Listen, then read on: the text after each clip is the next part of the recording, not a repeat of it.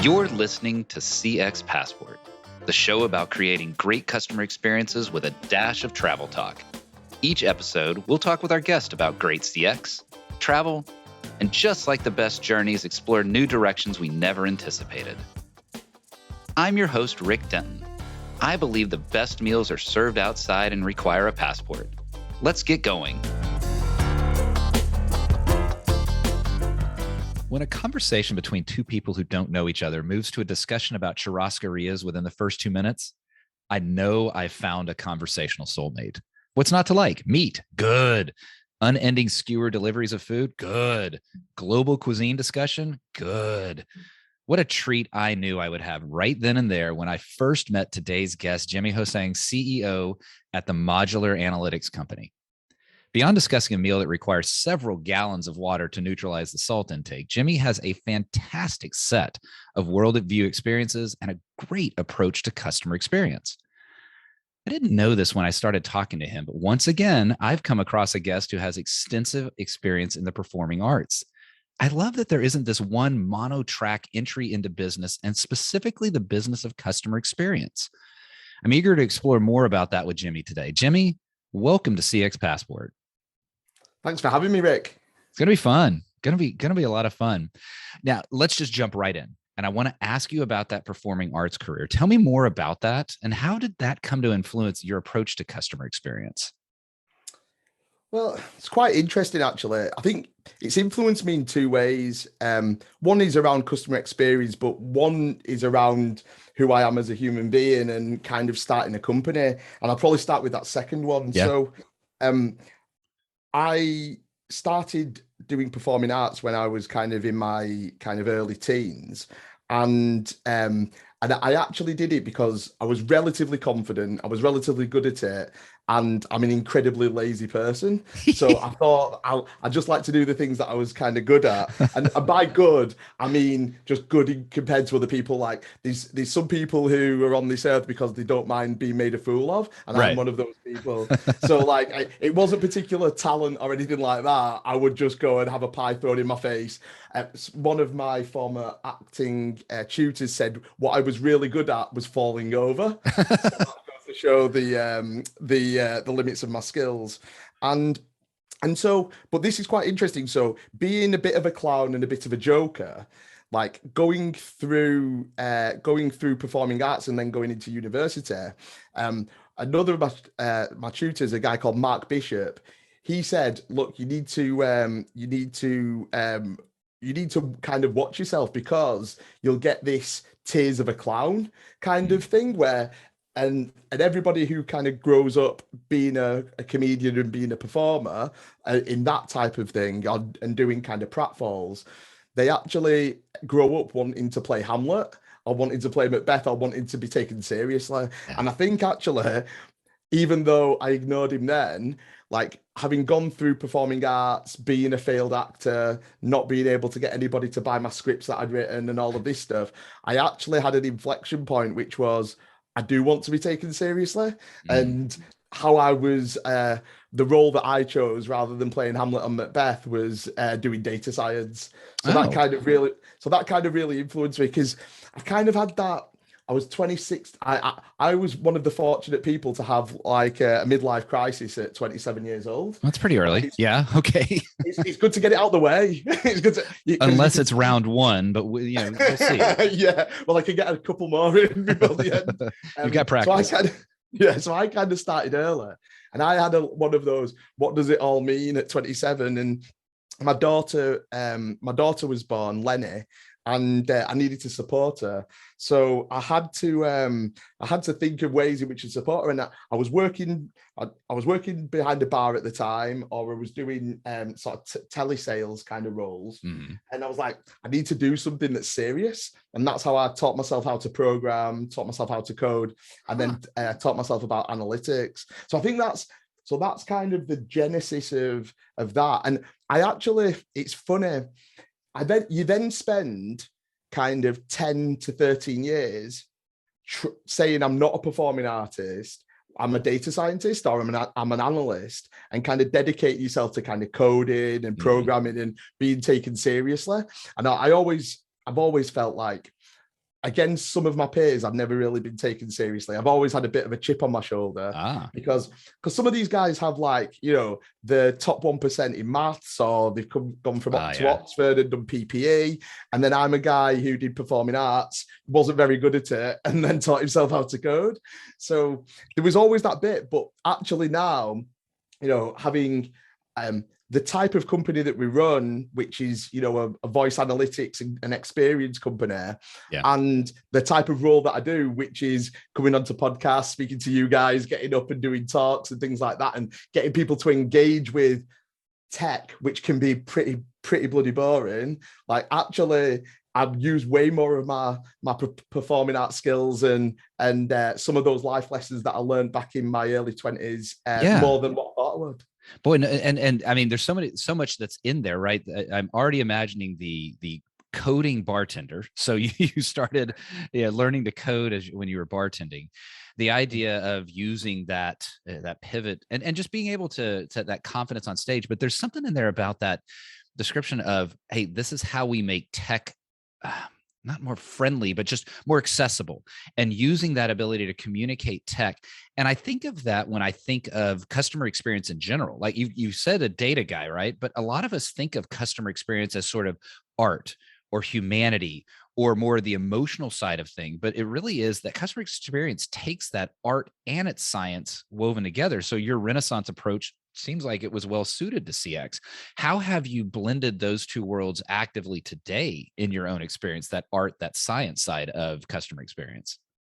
So I think what I like to kind of say, and this is a relatively controversial subject, especially in the field, but I worked in performance marketing, telemarketing. I've worked in contact centers, and our technology is in contact centers. And coming from a performing arts background and then flipping into contact centers and analytics over the last 10 years, everything that you're told in contact centers goes against what I learned as a performer. So things around scripts. So there was a move against like contact center scripts. Okay. And actually all that I knew was scripts, and learning the best way to script it, and actually like really delving into a script. Like what I used to learn was you can't do the performance until you've learned the script. Until you've learned the script off by heart and you feel the words, that's when you can do the performance. And then I'm going into a contact center where scripts are getting rid of. Like, well, no, we don't want scripts. Well, that just makes no sense to me. And I kind of went along with it because people went, no, we don't want scripts. We want to do active listening. We want to be empathetic, right? All those types of things. But actually, like what that sounds like to me is improvisation. Okay, so I improvise. So we've done, I used to spend an hour a day doing impro. Yeah. It is absolutely wearing on you, having to try and think of things having to think of things to say all of the time, not knowing where the conversation's going. No. And then I imagine myself like, as a customer service agent, do I really want to improv and riff all day? Absolutely not. Like, really. And I don't think that that's good for the customer service agent. I don't think it's good for the brand that they're represented. I think what should happen is you should design the best experiences, like the best songs, the best films, the best theatre. It's designed by your scriptwriter. It's given the feel and the themes by auteurs like Scorsese and De Niro acted and Spielberg, and then the performer like works within those boundaries to deliver the best performance. What a contrarian view. I like this, Jimmy. This is going to be an audio podcast, right? It always is. But my face is kind of furrowed. This is a very alt view because scripts are generally perceived as constraining and restricting and negative to employee experience. But what you're saying is, well, no, hang on a second. This actually could improve employee experience by providing one element of the day that is not an energy drain, but rather just a way for them to be able to deliver great experience inside that script. Now, one thing you did, Rick, sorry, who's your favorite singer? My knee-jerk reaction, I always say U2. I say Bono, right? I love a lot of music, though. It's all over the map. But how about for today, we'll say U2 and Bono. What's your favorite U2 song? Ooh, that one I cannot answer, but I can say that my favorite album tends to be The Unforgettable Fire. I'm usually in that space, all the way back there. That's a long time ago. That's a long time ago. Yeah. Now, Bono and The Edge and the other guys, like they rehearsed and rehearsed and rehearsed those songs. Yeah. And then over 20, 30 years, they get up on stage and sing those songs. And they almost get better and better and better every time you hear them. Right. But those are scripted. He wrote those songs and then he sings those same words over and over and over again. Yeah. But it's crafted. It's how it's crafted. It's crafted to get an emotional reaction. And actually watching it live, it actually gets a reaction from the crowd. You can see sometimes in a live environment, there's a call and response mechanism between the performer and the audience. It's exactly the same with the two-way conversation over the phone. Like if you've designed the great experience, it's up to your actor, your contact center agent, to say the right words in the right order and elicit the right responses from your customer. And that's what I believe. And what's happened is we've seen scripts as being robotic. But it wasn't the scripts that were robotic. We weren't teaching the contact center agents that they were there to deliver the experience, and therefore they just stuck to the task. Actually, I think there's a different way of doing it, and what we've seen is like the introduction of scripts into scriptless environments has driven better customer experience. It's driven better customer outcomes, and you know what? Human to human is really, really valuable. Like, and the move to human to chatbot and things like that, it's taken a step too far. Like, nail your human to human experience first and give them all of the training and all of the mechanisms to support them. Yeah. And one of the things that I'm hearing in there, or at least the epiphany or mini epiphany that I'm getting from you, is it's not so, let me say it this way. It can be that the script itself is not well thought out. And that is why so long ago we thought that scripts were this sterile thing. But actually, if it is a well-crafted script, AKA a well-crafted song, a well-crafted play, a well-crafted musical, if that's there, then you allow the agent to become the actor. And actors have an interpretation of the script. It is not that I'm exploring voiceover work right now, right? And I'm learning how you can read the words in a very sterile way. I am Rick Denton. Or you can have some sort of emotion and your own flavor on it, and allowing agents to have that actor and actress sort of skill set to be able to deliver that in a way that provides humanity and expression to that script. Jimmy, this is very contrarian, but it's very interesting.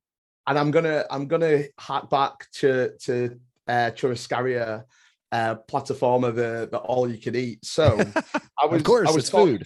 Because it's food. So I was talking to a friend. So 14 years ago today, I traveled to New York with a very good friend of mine, John. And we went on restaurant week and we ate over all of these different places. And I was talking to him about it the other day. And I was talking to him about the service you get and things like that.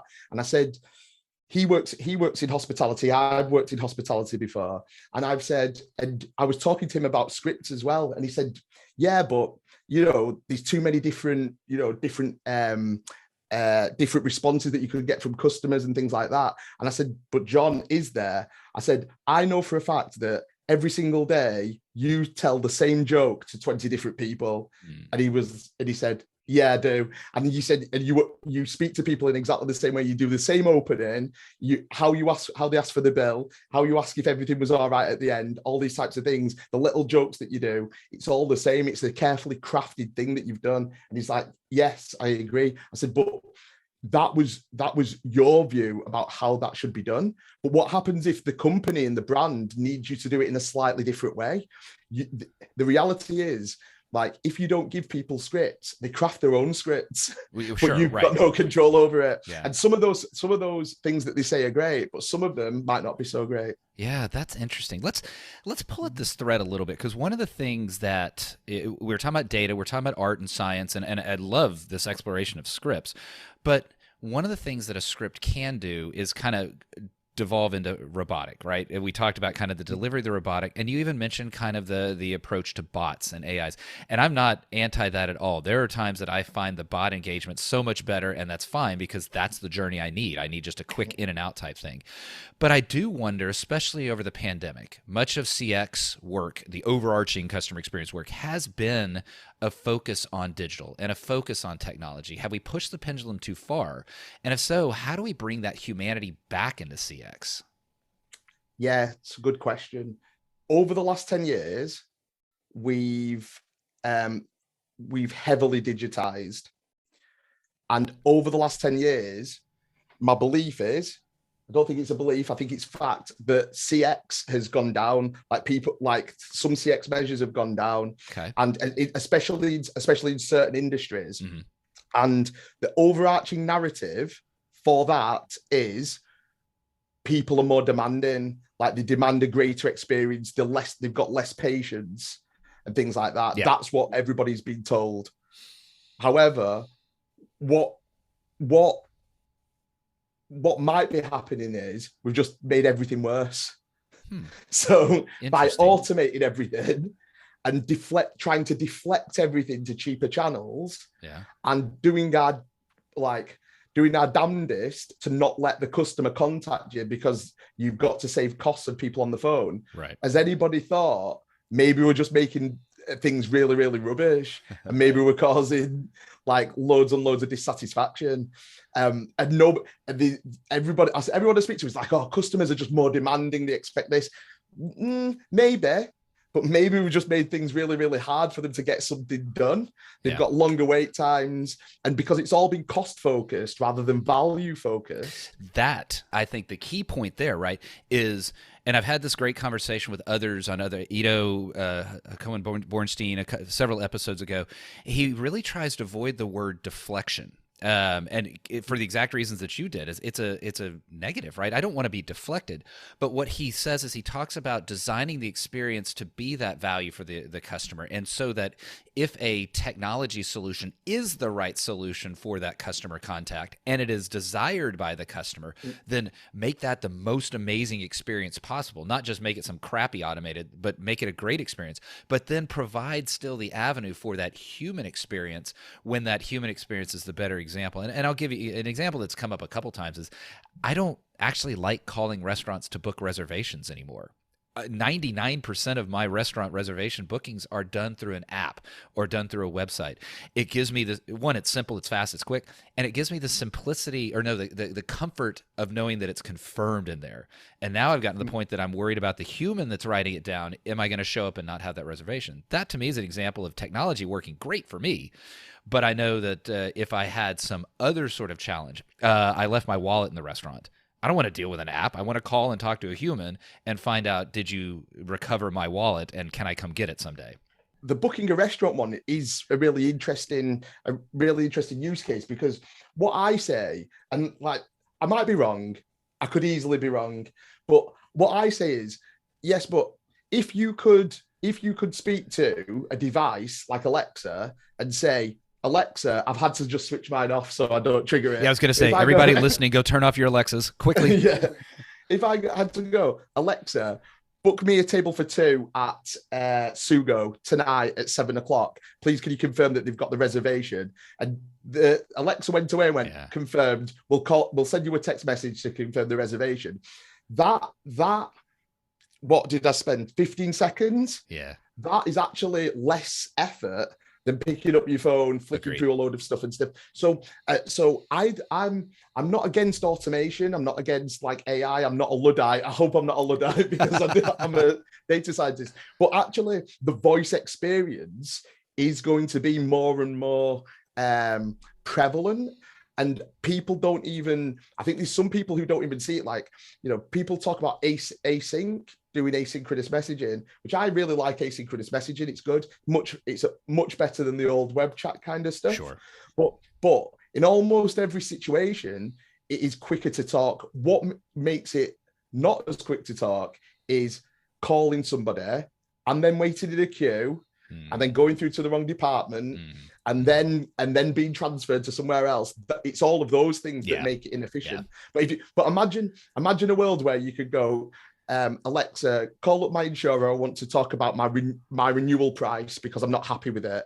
And Alexa went, go away. I've scheduled a call back, and then it called you through that in 30 whatever time. Brilliant. And then you could do it straight away. That's what I think is the future. That example there is a brilliant example of what I mean by bringing the humanity back into the digital experience. That feels like now there's the whole, oh man, I forget the term, but sort of the scariness of engaging with a robot as if they're a human, and I forget the term.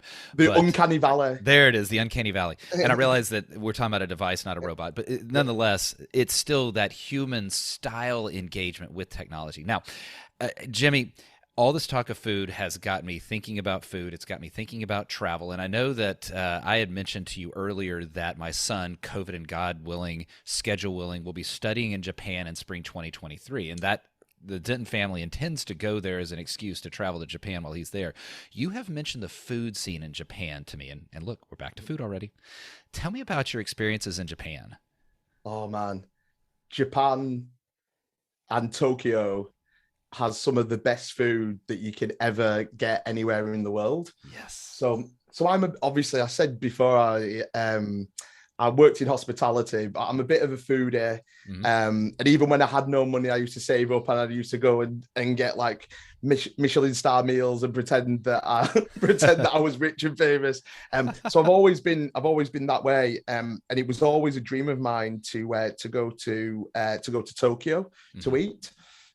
So about 3 years ago, like we managed to get some time to go. It was actually me and my wife. We had a kind of a bit of a bucket list of places that we wanted to go before we had a child. So we were like, oh, we need to go to Japan. We want to go to New York, all of these places. So we went to Tokyo for 4 or 5 nights. And then we went to Kyoto for 3 or 4 nights, and then we went to Hong Kong on the way back. Oh yeah. And man, it's the coolest place. So I think we spent a lot of time in some of the little yakitori bars. Okay. Which was great, and the izakayas. I'm terrible at pronouncing places, but things like that. So You're better than I am right now. We're good. Meat on stick places, just meat on stick places. So I actually went to. Have you seen Kill Bill? No, oddly enough, I have not. There was a period that I didn't go see movies, and that came out during that period.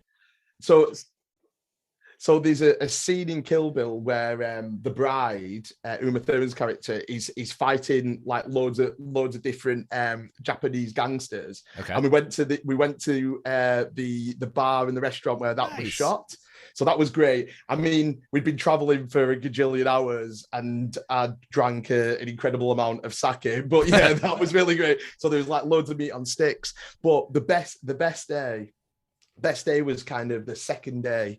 So we had breakfast in the morning and went to some little places around Roppongi, which was where the hotel was.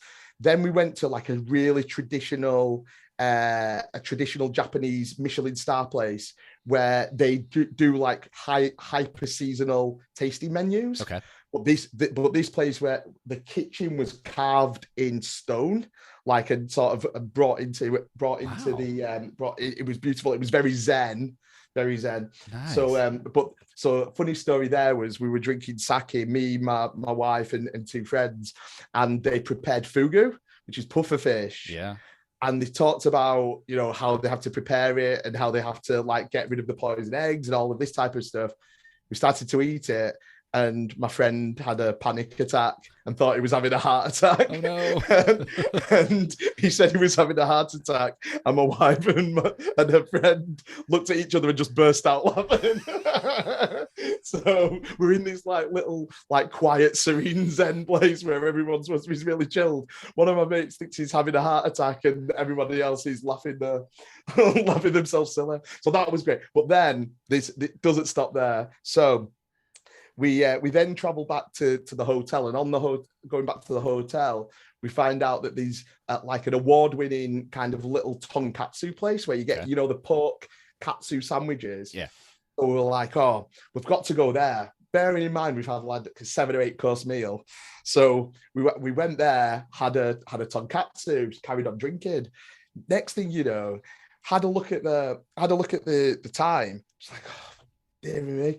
We've got a tasting menu at a Michelin star place again, so we quickly had to like get dressed, go all the way to the Mandarin Oriental, which was one of the most amazing places in Tokyo. If you want to see understand the vastness of Tokyo, the Mandarin Oriental, the restaurant there, it's got panoramic glass windows, and everywhere where you look, it's sprawling metropolis. Just every which way you look, it's amazing. And then we ate another Michelin star meal there.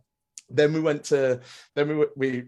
had quite a lot of drinks there. and then we went to and then we went to Shibuya, which is, I think, one of the largest crossings like in the world, right in the heart of Tokyo. And we went and we got to a bar and we had a look, and it was, oh, they've got some things on sticks here. Should we get some more? So we even ate some more then. That was my biggest food day. 2 Michelin star restaurants, several things on sticks places. And yeah, I think I put on about 3 or 4 stone. I don't know if that's or kgs.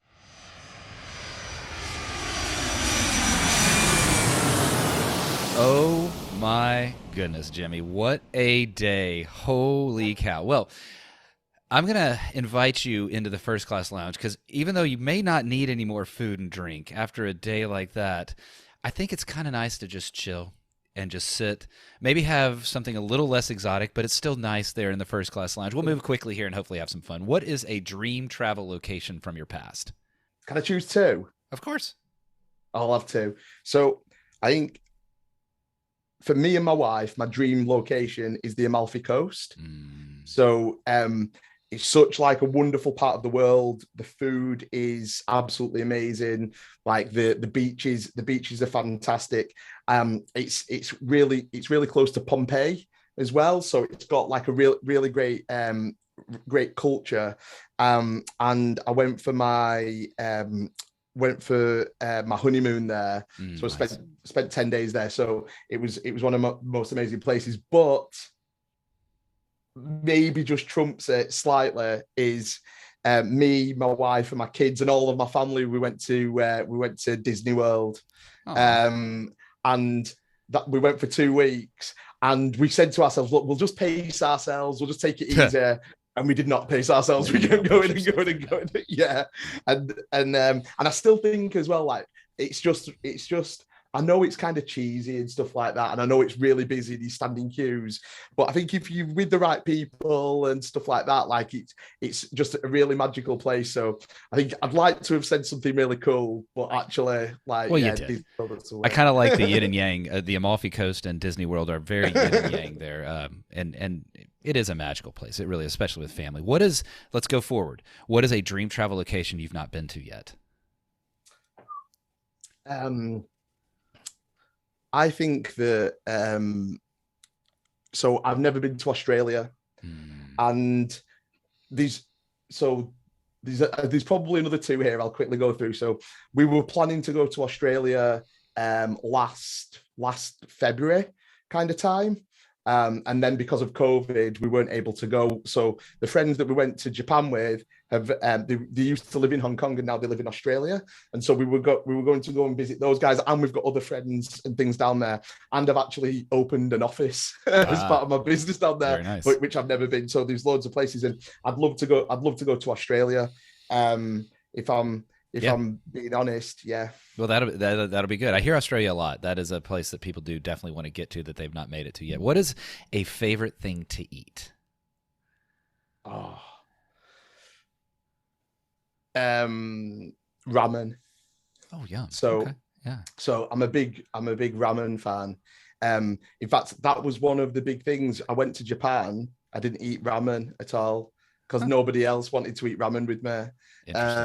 So yes, but I'm fortunate that we live in Manchester in the UK, and there's some exceptionally good ramen places now. In fact, Manchester's great for anything. You get really great Vietnamese, really great ramen, some really like there was a sushi place called Umazushi, which was next level good sushi, even in Manchester. So yeah, it is true. But my travels to the UK primarily have centered on London, but in general, I found the UK to be actually some really fantastic global food when you're in these global cities like Manchester or London, of course. Now, other side, thing your parents forced you to eat, but you hated as a kid. broccoli. Okay. But I've grown to love it. Like my mother used to absolutely force it on me, and actually there's my one of my best friends, Luke. He was a really fussy eater. He wouldn't eat anything, and my mum once cooked couscous. Oh yeah. And she made him eat it, and he was wretched as he ate it. And he was telling the story. He's like, I actually like couscous now. Yeah. He's just like, yeah, because you were force fed it. It is like so true. This question elicits that answer 90% of the time. I didn't like it, now I do, and retching, that comes up quite a bit. So, closing out the first class lounge, what is one travel item, not including your phone, that you will not leave home without? Headphones. So I've got really, really grumpy about having to listen to people. And I know and actually I really like people. Like I said before about human to human, like I do think human to human interactions are great, but having to spend kind of a considerable amount of time in a tin can flying through the air when these children screaming and these people arguing and the guy next to you snoring, it's terrible. And I just don't think I'd be able to cope if I had not taken my headphones.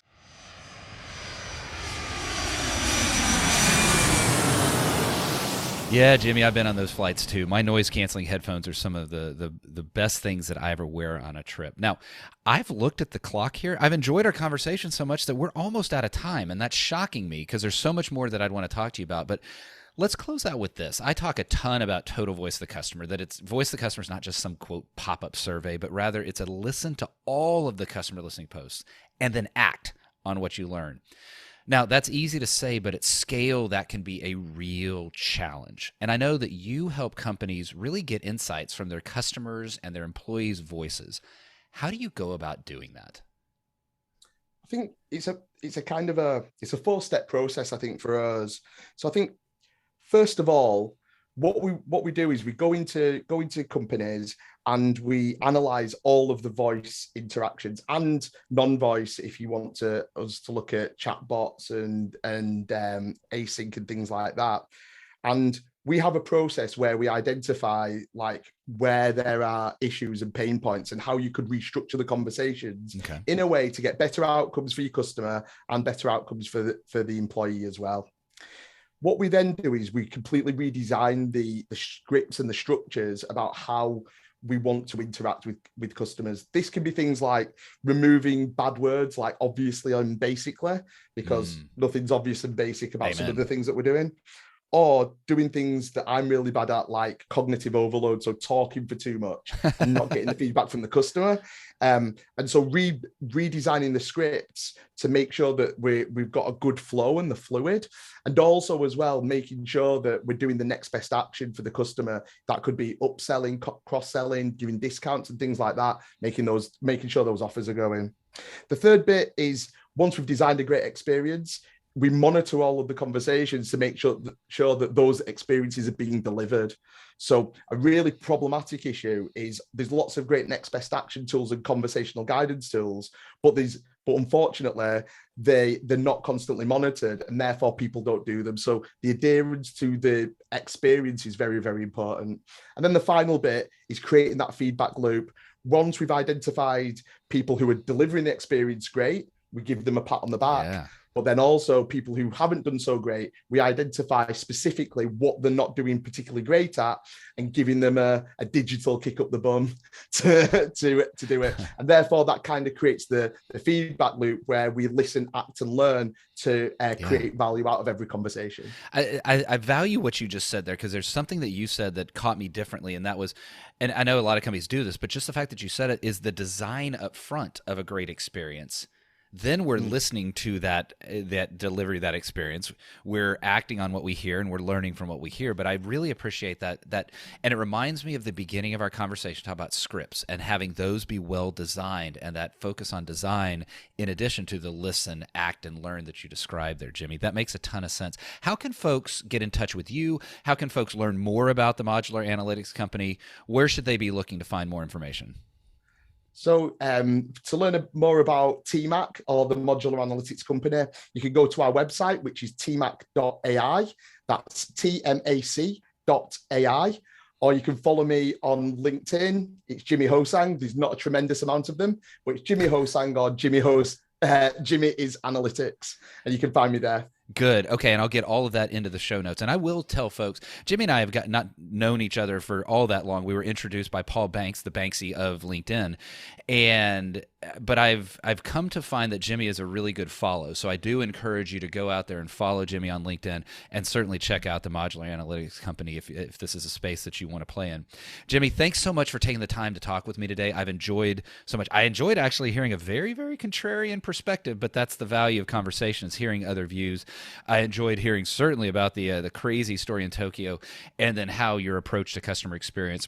What a great conversation. I've enjoyed it, Jimmy. Thank you so much for being on the show today. Thank you, Rick. Thanks for joining us this week on CX Passport. Make sure to visit our website, cxpassport.com, where you can hit subscribe so you'll never miss a show. While you're at it, you can check out the rest of the EX for CX website. If you're looking to get real about customer experience, EX for CX is available to help you increase revenue by starting to listen to your customers and create great experiences for every customer, every time. Thanks for listening to CX Passport, and be sure to tune in for our next episode. Until next time, I'm Rick Denton, and I believe the best meals are served outside and require a passport.